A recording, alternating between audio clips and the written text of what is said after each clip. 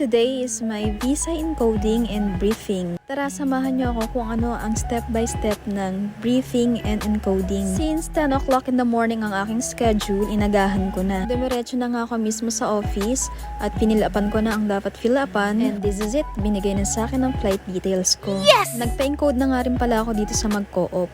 Double check natin ang mga details. Since 4 PM pa ang balik ko, ayan, kumain na muna ako dito. Inabutan na nga ako ng malakas na ulan, kaya naman, nag-stay muna ako dito sa loob habang inaantay ko yung 4 PM. Ay, grabe, sobrang nakakapagod mag-antay, pero okay lang. At laban lang para sa magandang ekonomiya ng ating bansa. Wow! And the time has come, 4 PM na, papasok na ako dito sa loob. Ito na yung last na gagawin for the briefing. Dito mo kasi malalaman kung paano pumunta sa embassy at anong oras ka dapat pumunta doon. Konting tiis na lang, matatapos na din to. At ito na nga, finally natapos din. Hanggang dito na lang.